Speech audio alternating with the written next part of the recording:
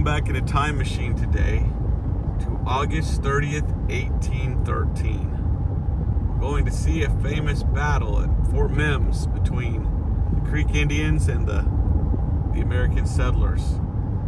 And it's going to be a pretty fun time. So we're looking forward to this, and they do this every year. It's actually a reenactment. We're not really going back in time, but are we? Maybe we are in a way, because a lot of the descendants of the actual people that fought there every year come together and do a reenactment. So this is going to be pretty amazing. I'm hoping it turns out well, and I'm looking forward to filming this. This is kind of a field trip for the kids, if you will, and we're looking forward to it. We'll see what happens. So come along with us as we take the Wayback Machine to go see this historical event. We got here just in time to hear them playing taps, so that's what we're going to go see. And so here it goes. Maybe you can hear it in the background. Lots of cool places here, so we're going to go check it out. I pledge allegiance to the flag of the United States of America and to the republic for which it stands, one nation, under God, indivisible, with liberty and justice for all. All right, and now we're going to have a volley fired by our reenactors, led by Brian McWilliams, the reenactor coordinator. Wait, I'm getting a hold of it, but Many of these are actual descendants of the actual battle.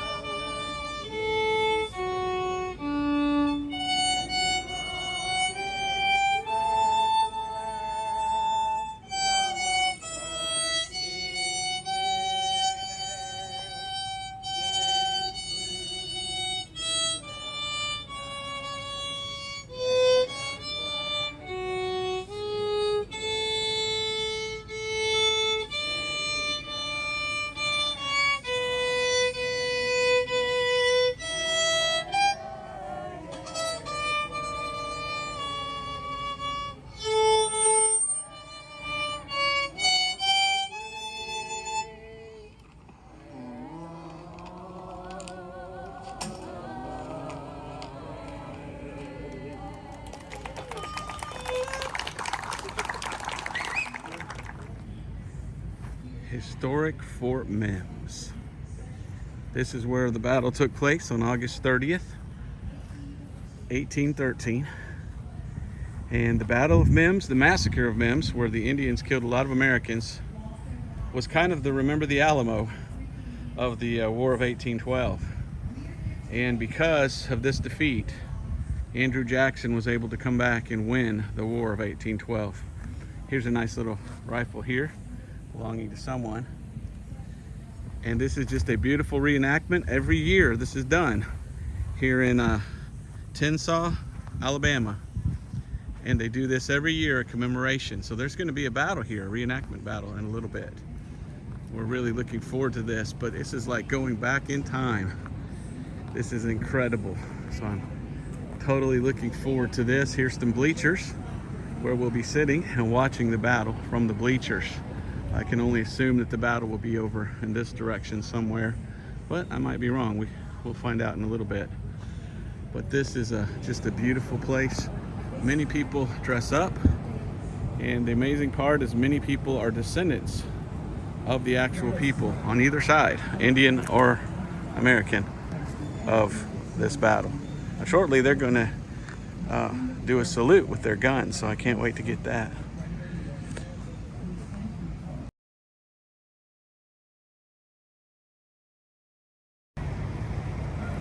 Attention company. I can hear myself. Anyway, John Lowe was my ancestor. He was killed here on this spot. And this is in his honor. I'm giving it to you. You're great for me, then.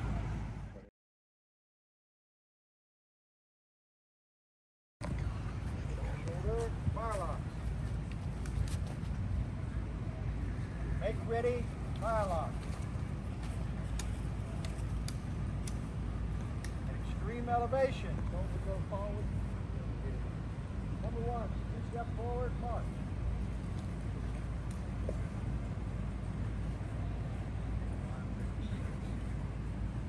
At extreme elevation. Ready? Fire! Order, fire lock. Order, fire lock.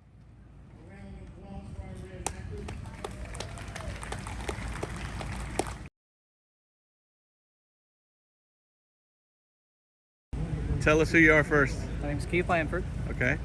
All right, so the story goes this way. So in Virginia lived a man named Benjamin Franklin Sims. He was in the 1st Virginia Militia. While in the militia, he was sent to Fort McHenry. You familiar with what Fort McHenry is? I don't know where that is though. Where is it? You know its significance. So during this battle, there was a man just off in the distance who happened to see the huge garrison flag with the 15 stars and 15 stripes over Fort McHenry. He wrote a poem about this flag. You know what that poem was? No, what is it? We now sing it as the Star Spangled Banner. Oh, okay. Francis Scott Key. Okay, so Fort McHenry was the one being bombed by the British. Got it. Benjamin Franklin Sims is my 4th great-grandfather. Wow, your 4th great This flag grandfather. has major significance for me.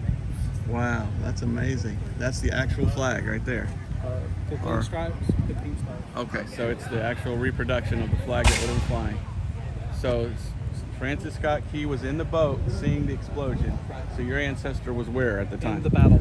In the battle. Yes. And they said that the flag never fell, right? No, never did.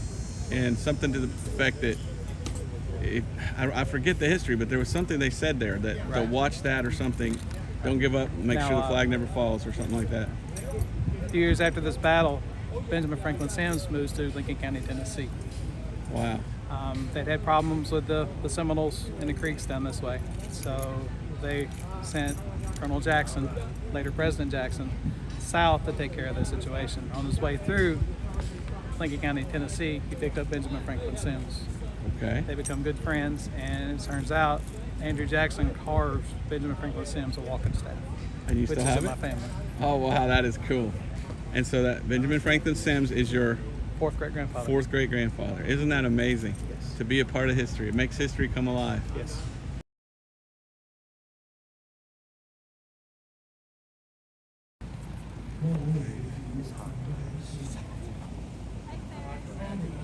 I know what it's like.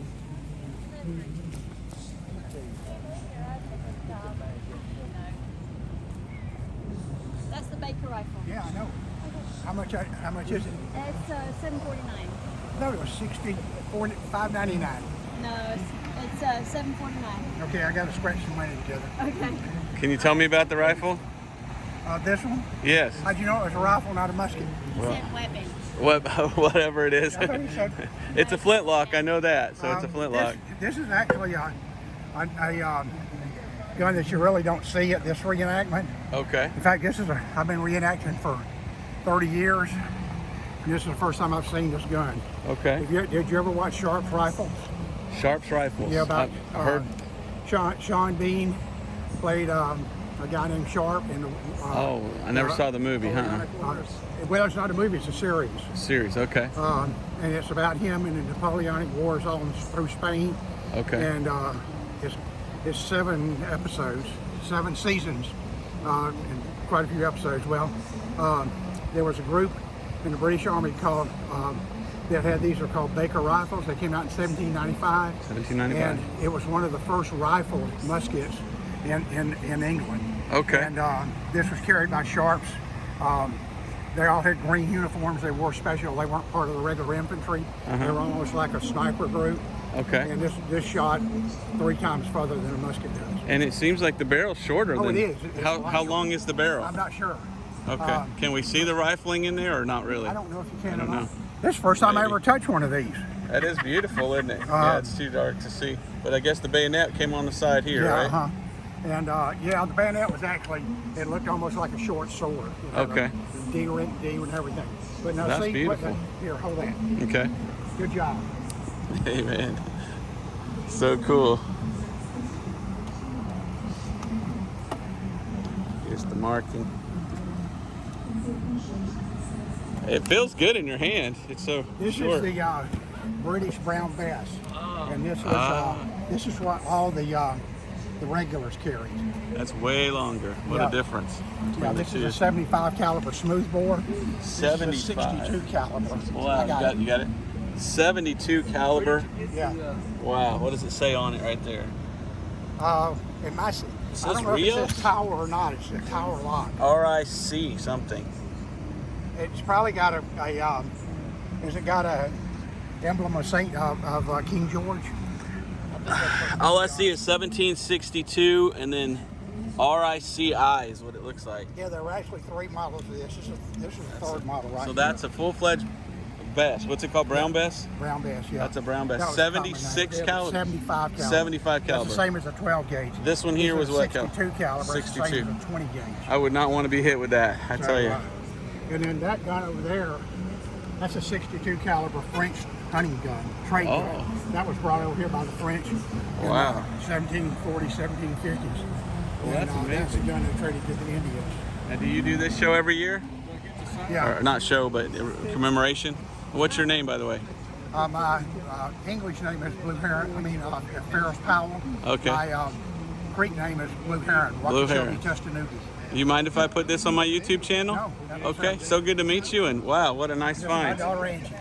Yeah, hi, how are you? Well, thank you, sir.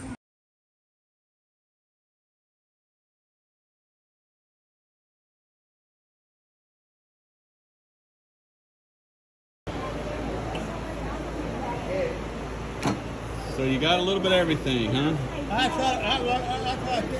I got this. This is a Colonial electrical plug. Yeah, right. Yeah. That was the first. That was the first one made. First one made, and they used it with a generator, I guess, huh?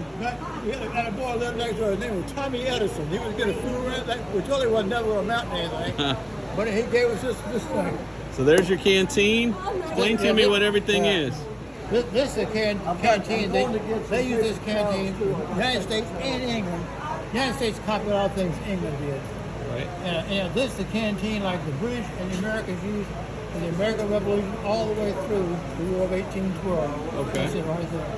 And they just use rope to hold it, huh? That's right. That's right. Now is this See that shape? yeah, that's so it goes against your yeah. Here's a peace pipe, it looks like. It's called a peace pipe. And you know why it's called a peace pipe? Why is that? Because it's war on this end and peace on this end. You want peace, put your hand around here and you smoke it this way. You don't Right. put, That's the you end. put, for you put smoking. like this. See how that? Yeah. I Wow. have Something an like that. important question. How does my And that- hair that- look that- after that- the hat? It's okay. It's okay. Yeah, so that's awesome. So what does these do these mean anything? Because there was the red sticks and the blue sticks. Yeah, this. I just put those on there as decoration. That's all. Okay. Now I put this on there because, and this rope because I don't even know if been in combat, but blood's slick as it can be. It's slick Yeah. as oil. Yeah, I'm sure. And so when you get in a combat situation, you don't want to lose your weapons. So you put that on, This yeah. around, so you put this just like this. That makes and that will sense. make it so you can grab it and it's not slipping out of your hand. That makes In sense. case somebody ain't exactly ready for peace. Right, I hear you. So what would this be for right here? This is called a day pouch. A day pouch, okay. This is what you normally Say wear. it again, please. Day pouch. Day pouch. Right. Let me put it on. I need to put this on anyhow. Okay, go ahead and put it on. What do you keep in your day pouch? I keep the things it takes to basically shoot my rifle. I've got ball in there. I got patches in there. I got extra flints in there. Okay. And I probably got. I may even have a compass in there. Compass. How about a fire starter? I don't. Yeah. Well, I got a magnifying glass here. Use a fire starter. Okay. They call it glassing. All right. Well, there you go. And I then you got- got your knife, okay? Got my knife. Now, is this your possibles bag? The That's possibles? possible bag. All I've right. had that thing probably 50 years. It looks pretty cool. It's nice. This right here is what? That's my shot bag. Oh, okay, yeah, So feel I it. got, the beauty of the musket is, the musket will shoot the round ball, and it also shoots shot. Right. They have found out a lot of times, if you looking at Kentucky rifle, oh, well, this is shot out, there's no rifling in it. Well, they finally begin to check, found the damn gun was made that way. Yeah. Because if you got a rifle, you can only shoot a patched ball. Right. Now, if I'm staying here with this is my favorite gun. All right, let's see that. This is the ball that it shoots. Right. What size? That's 60 caliber. 60 caliber. 60 Okay. caliber. You know, a caliber is 1/100th of an inch. 1/100. This is 60/100th of an inch. Wow. Oh, that's what it boils down to. Now, is this a brown bess, or what are we looking at? No. What this is a trade musket. Trade musket. This is an English made. See right here? It says Watley. Watley. Okay. Yeah, right there. Yep. And you see this fox here? Oh, The yeah. sock? That tells you that this gun is designed for the trade. Huh. You know, on top of the barrel up here, at the top of the There's barrel, your look proof at- marks. on top of the barrel up here, you see London, Yes, sir. and here's a rear sight that I put on it. You also here and here, these are proof marks.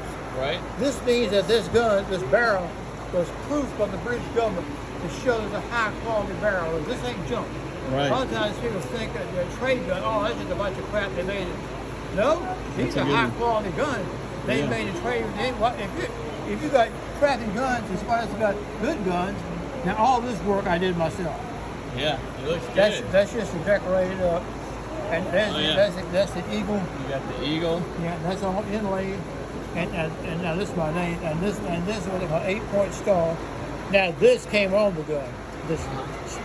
Wow. This shows there's a trade gun right here. Now up here, Oh, you got what it. I did right here, this is swell. And what this is for is so when I grab the gun, if my hand is wet with sweat, if I grab the gun, these stick out and they hold my hand. All right. So the gun doesn't stick on my hand. But this is called a swell. And then I add the pipe on it right here. Right. This gun came with no pipe. Now this is the same gun, type of gun that Tecumseh carried. He carried the same gun. Tecumseh. And this is called a canoe model because it has a shorter barrel. The regular model has a longer barrel. Okay, so the middle one here is the longer barrel. Right here, yeah. Okay. Now that's a French gun right here. See, This is a Tulip? French gun, huh? Yeah, see, Tulip. Tulip, T-U-L-L-E. Okay. Tulip, because it got a V. There, Tulip. Is that a... I think I saw this one earlier. Yeah, this was now the rifle. This is the British Army rifle right Yeah. here. The 95th Regiment British soldiers carried this. Now they're the ones who burned the White House. Oh, they had one of They those. came to New Orleans and left a bunch of these as souvenirs for us to pick up. Wow. So anyhow, How about that? So this right here is what? I see 1803 on it. Harper's Ferry. that's the United States government. That's America's first rifle. That's Wow. the first rifle we made. Now that one right there is in 58 caliber. If you find these guns in 52, 54, and 58 caliber, you push a button on top. Push the button on the top right there. Yeah, Okay. right there. So there's the button right here. Watch your camera, it's gonna fall. Yep. That button's hard to do. There we go. It says for men only. There's your name in it. That just tells you whose it I is. want to remind somebody who it belongs to.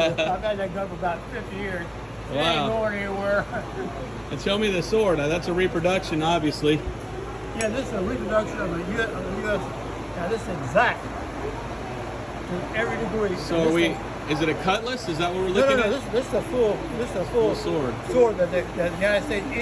This is from Revolutionary War down to the War of 1812. So it's got the curve. So is Yeah. that called a saber or a cutlass? This is the saber. It's a saber. Yeah. Now how does it hook on your belt? Show us that. That's cool. Now that's the belt for it over there. Oh yeah, there's the belt for It it. looks like this. It hooks up. This So that goes- hangs down real low, doesn't it? No. Like this. I just Let's see. Why is it that low? This feels like it hangs way low. Oh, there we go. Now you got it. Man, you look like a pirate. But see, when you're on horseback, Yeah. you drop it down. Yeah. That lets it Okay. out where you can reach it easier. Right. But you get off, you're walking around, wearing like this. But this is exactly, this thing is right as sharp as a razor. It's not a toy. Now this is your hat. Well, that's one, I bought this one. Are you one of the descendants of the people here? My people, not here. My people were here then, but now they were over near Camden, Alabama. I got all the paperwork, all the property they had, all the deeds, everything. Okay. So they were here, and my great-great-grandfather now, fought with Marion's Rangers in the Revolution. I got all his paperwork, including where he applied for his pension in the early 1830s. He applied for his pension as a Civil War soldier. He went. He joined Marion's Rangers as a groomer for the horses. Wow. He was with them. You know, they were disbanded when they weren't needed, and he was with them twice. When the first time they went out, when later on they regrouped, he was back with them again. Yeah. So he served. See what you look like with your hat on. It's like we just went back in time now. Yeah. All right. Salute. Okay. Well, thank you for that history lesson. That was awesome. That was awesome. Oh, let me show you something. Yeah. Let me just tell you one more thing. Okay. Right here, these feathers. There's a reason for the feathers. What's that? The reason for the feathers is in these guns, if you'll see, they got a touch hole. Yeah. That you have to make the gun fire. You have to have like on this one right here. You can see the and what you do is you take the feather and you put it through that hole to clean the touch hole out. Now some southern guns, iron frame southern guns, will have a little hole drilled in the back of the stock about right here. They'll have a hole drilled in it. Okay. And that hole is what they call a feather hole. And people used to stick a feather in that hole. And because they cut some of it off, they have the whole thing sticking out. So, you know, you stick it out, so if they need to clean the touch hole in their gun, they can just pull it out and clean the gun and stick it back. That's the old cleaner. The old cleaner, just an old feather. And now see on this gun right here. That's neat. Oh yeah, there's your pick and everything. On this one right here, I have the brush. Right. I made this out of a horn by taking a piece of horn, pulling it out, then taking this horsetail right here and tying it up. And then I poured some glue down there, and then I took a piece of coat hanger, antique, original colonial coat hanger, and shoved it down there and let it sit over there. That's how I made this. Wow. And then this is obviously made out of a piece of wire. Wow. You know, copper wire. Well, it's like going back in time today. And Thank then you you. see this thing right here? Yes, sir. Right here. This is called a hammer stall. Hammer stall. This is the hammer. Okay. This is the cock. The cock. This cocks the gun. Huh. They didn't call this the hammer. It just gives me a chill. All right, cock that hammer. Okay. Open this up. No, the other thing. Oh, you mean the cock. You want to pull the cock back. Wow. Yeah. But this is the cock. And this is the hammer. This is a piece of hardened steel. And when this flint slides down there, it literally scrapes a little bit of metal off that. Just makes a spark. Can you show us the spark? Yeah, sure. Let's see the spark real quick. They're asking us to be seated. We're gonna see the spark here. Hopefully. Ready? Everyone ready? Go. Yep, I saw it. So that's your old flintlock musket. All right. Well, I tell me all the time, you start shooting these things, they're addictive, but I'm not responsible for your addiction. Exactly. Brian Williams was out here talking about this place here. I was also one of the ones that came out to help start this thing up about 35, 36 years ago. And Brian teases me all the time. He's into reenacting everything. He's always, hey, Kenny, you always tell me how much money I now owe him for something else he bought for reenactment. I'm not responsible for your addiction. I got you addicted, but now I'm not responsible for your addiction. Right. Can I put this on YouTube so everybody else can learn what I just learned? These glasses are original glasses. Oh wow. These are not repop glasses. Are they made of silver or what are they made of? Sometimes they make them of silver and gold. But there they are. Oh, those are original glasses. These are original. Look at that. Yeah. You look like Benjamin Franklin. Well, thank you, sir. I had a friend of mine years ago who was an optometrist, And he made the lenses and put them in here so I can have lenses Well, that good. I can actually use. And what was your name? Charles Kennedy. Charles Kennedy. Charles, thank you so much. Yes, sir. Appreciate you. Yes, Appreciate sir. Thank you. you. I appreciate you. God bless you. Come around taking a look. Yes, sir. Having fun, honey? Getting education. We're getting our education.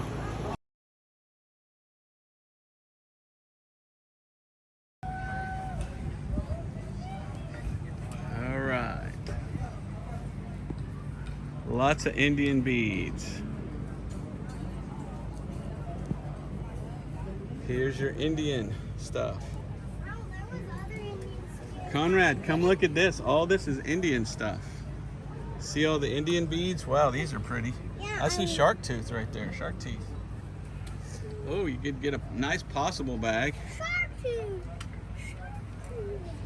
Here's your tomahawk. See that tomahawk right there? There's some neat little knives. Here's just your average thing there. Here's a rifle. That's an old cap and ball right there. Still got a cap on it. Oops. Still got a cap on it? Yeah, I took it off there for you. You want it back on? Probably not. Well, that's a neat one. Well, awesome. So you're one of the original the descendants of this, right? Yeah. What's your name again? Bill Lowe. Bill Lowe. And John Lowe was the one that died here. he died here back in 1813, right? 1913, yeah. Well, that's amazing to meet somebody that was family that was actually here. Wow. And you're selling all sorts of cool stuff. So you made one of these. I saw that earlier. You presented it to her. Yeah, that was the very, Yeah. very first pattern I ever scrimshot was when I gave to her. It looks kind of like this. Yeah. Yeah. More detail. Wow. Well, good job. Well, thank you.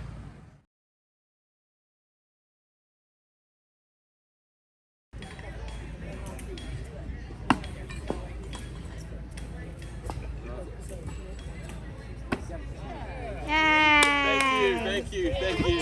Thank you. I did it.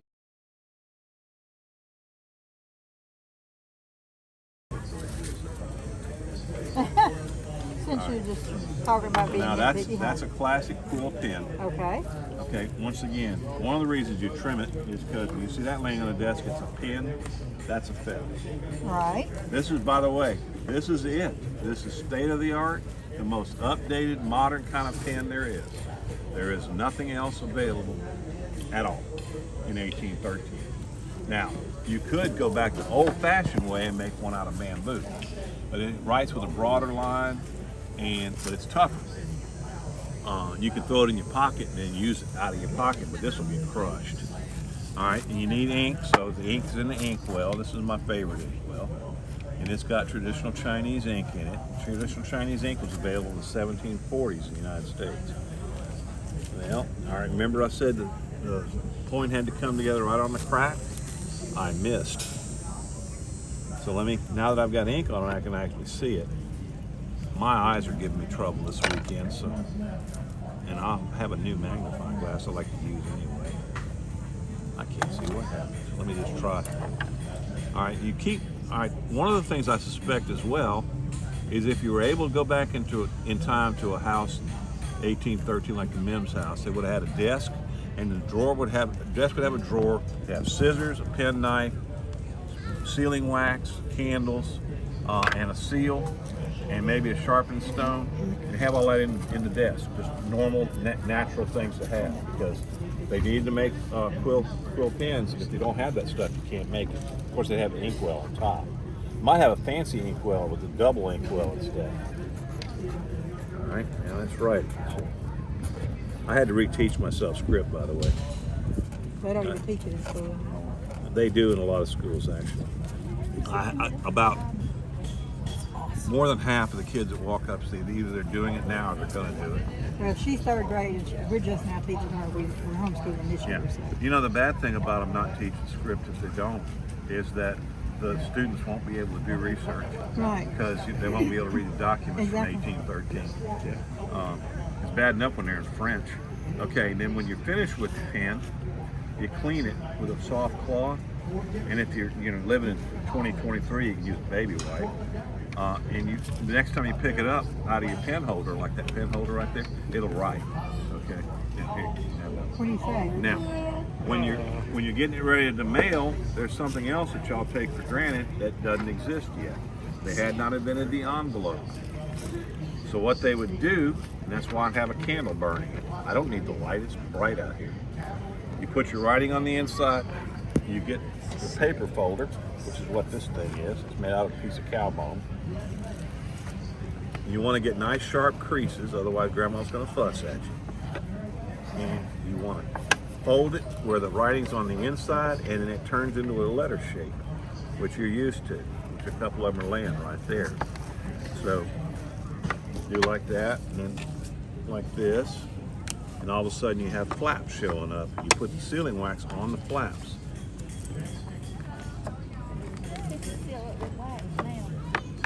And the sealing wax is stickier and it dries tougher than a piece of candle wax. So when it's dry, you can't remove this and then stick it back without breaking the wax seal or tearing the paper. And you can't reheat it, because if you hold it over the thing, it's going to catch on fire. And I'm speaking from experience. Okay, I have set these on fire before, and then somebody will say, "Oh, you're on fire." I say, "Oh, gosh," and they blow it out. I use red sealing wax. That's really easy to see. Sometimes it has a wick, sometimes it doesn't. And then I'm going to use this seal because I like here. I like this one. It's Celtic knotwork. It's pretty. Okay.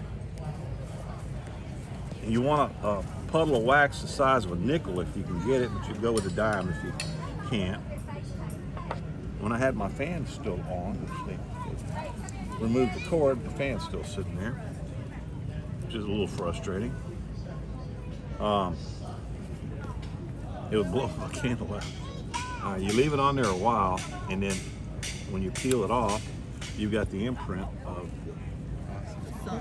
See, I'm gonna pass that around. Let everybody look at it.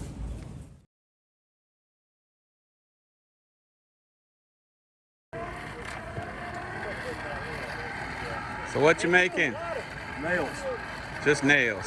You can't just go buy them from the hardware store? You sure can.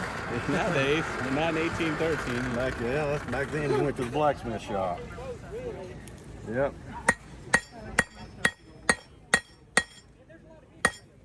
Making square nail. Oh yeah. Square nail, yep.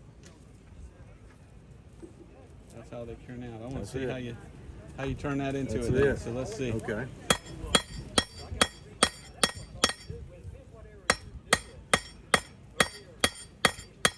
This is called a nail header. That's a Nail jig. header, Once I okay. get this small enough to go in here, and get it to come out the other side, that's about 1.5 inch nail, something like that. Then we'll cut it off and we'll hammer the head down on top of it. Okay, so you need to heat it up some more. Oh yeah. Yes. A few more times to get it stretched out there. Does that work pretty fast with your hand crank there? It does. Do you ever overheat it though and burn it? Yeah, you can get it so Common hot it mistake. disappears. It Yeah. just disintegrates the steel. Wow. Yeah. Is this, what kind of steel is this? This is just a mild steel. mild steel. Mild steel, that's all.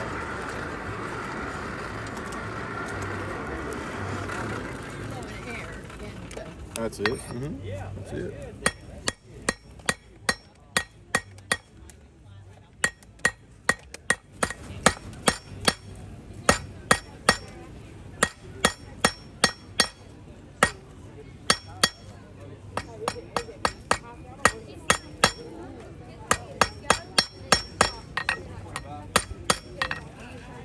Let's see here. Yeah, we'll cut that off. I have been known to cut these a little bit short, so. Let's see.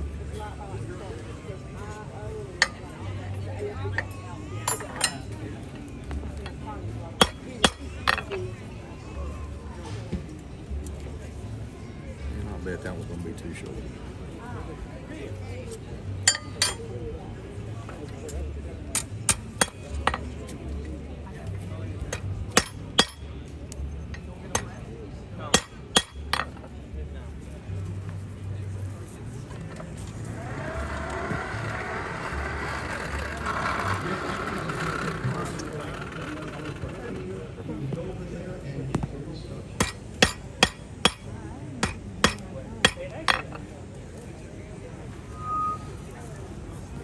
call this to make a nail. That's right.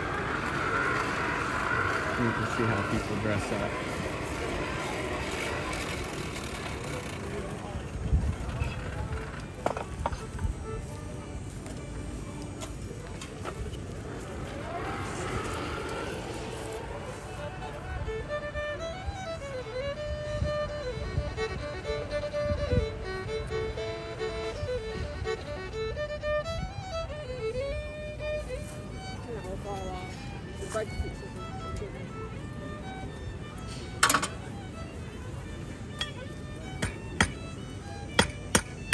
Oh, this is making the head. That's it. Is this what they call a rose head? If it was a little straighter, yeah. Right, probably would. Yeah.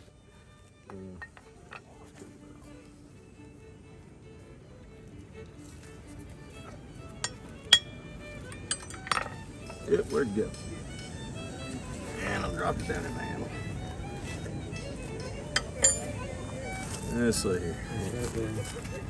See if I can get one more time. I think I can. There's your nail. That was a bad one right there. It fell down in that hole. Oh well, we'll make another one. I've got some here already made. So. Well, that's awesome. Thanks for showing us how to make a nail. It only took about 5-6 minutes, huh? That's it. Alrighty, thank you. All right, I appreciate it. Thank you. Alrighty.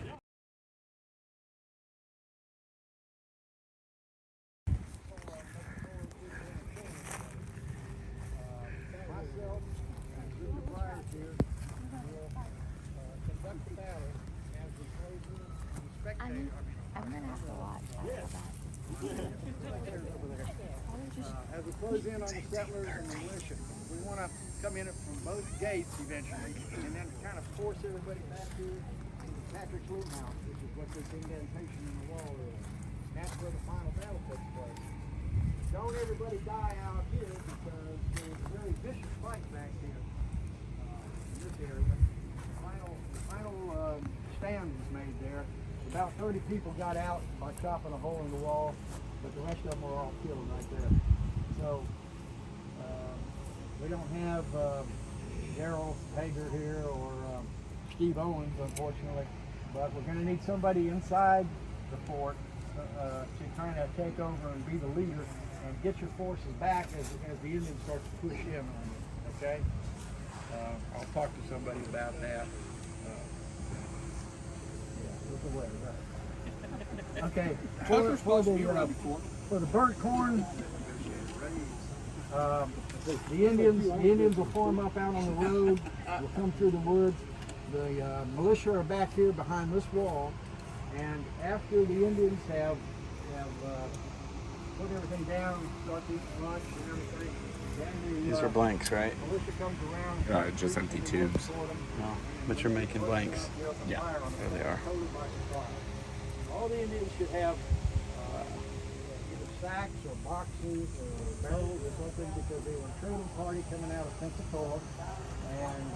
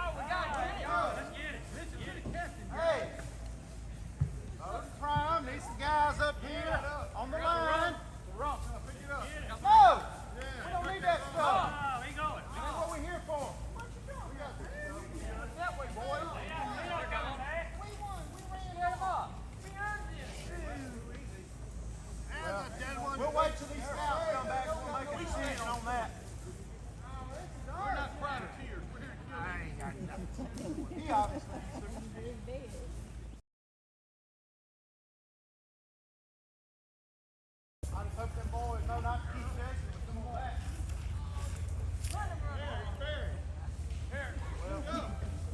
wait a little while and then we'll send somebody else out. We gotta wait. We're gonna crack that rum open. That's already open. Hey!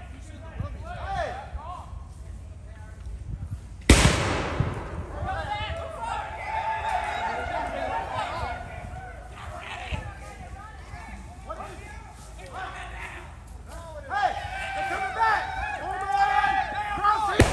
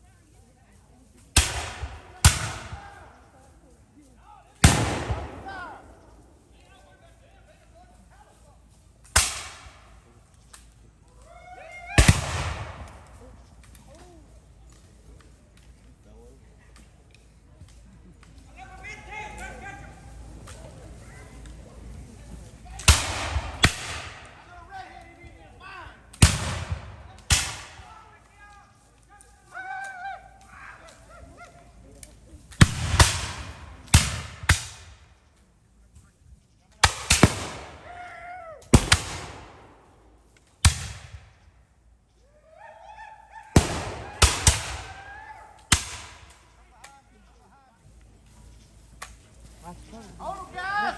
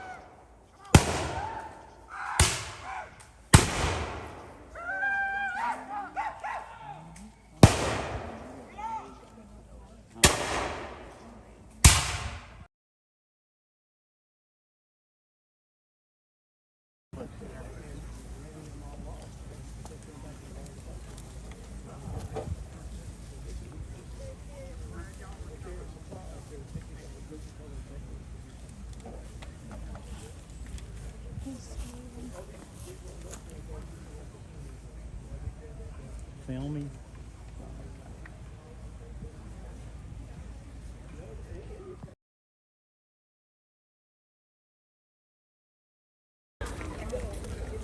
This was on the ground, and the man said this is an original piece of pottery from the actual massacre itself. So what a neat thing to go back in history and see it happen, and then to pick up a piece of something that was there. This was a plate that they would have eaten off of. That might have belonged to one of the people that was massacred. History became alive today. What did he call it? Feather edge? What's a feather edge? Feather edge. That's the kind of pottery, yeah. It's called feather edge because it had blue around the edge. And that's probably the plate.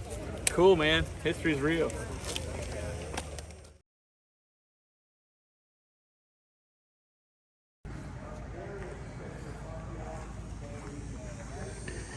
This is amazing. Here's where you would be in 1813 before the massacre, sitting down to eat. And we've talked to several people already that said when they called them to eat lunch is when the attack came. So when the bell rang for lunch, that's when the Indians knew they're all sitting down to eat. Now we can attack more easily. Some of these things are for sale here.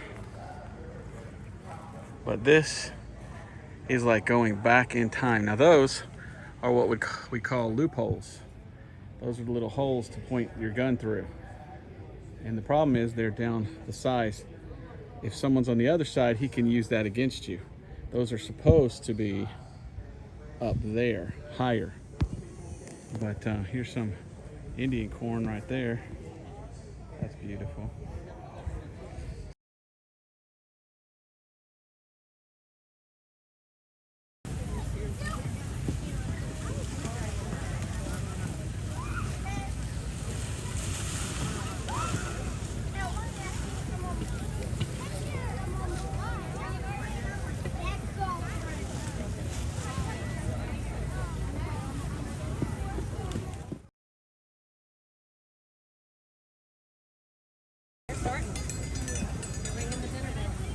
The massacre began, or the battle began, at the ringing of the dinner bell.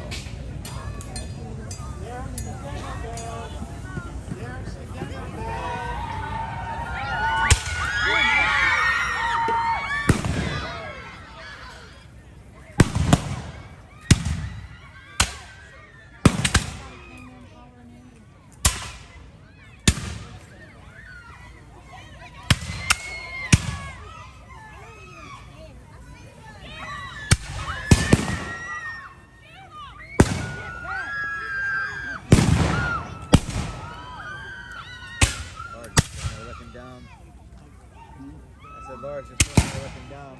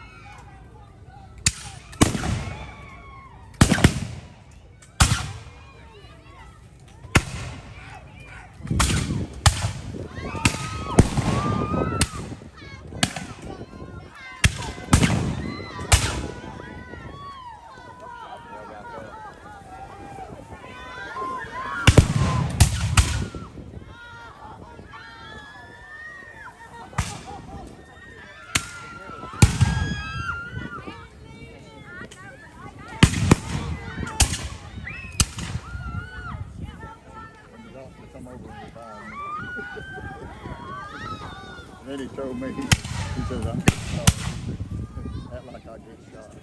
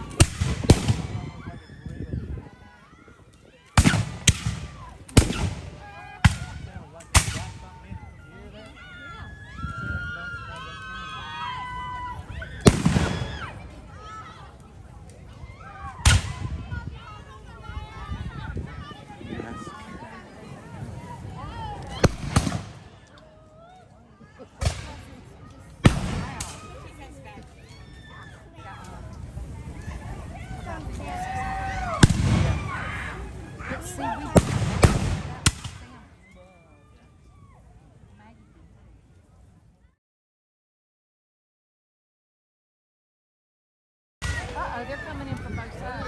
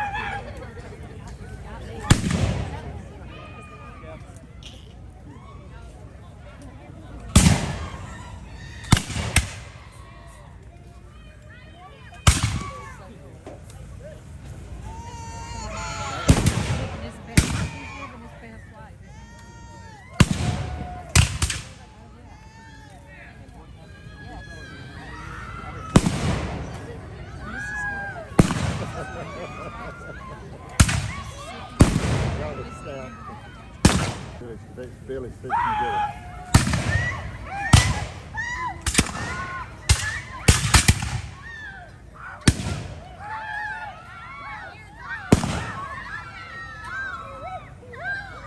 Got my ears up.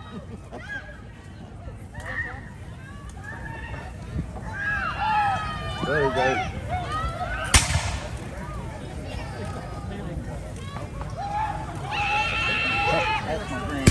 Is it really?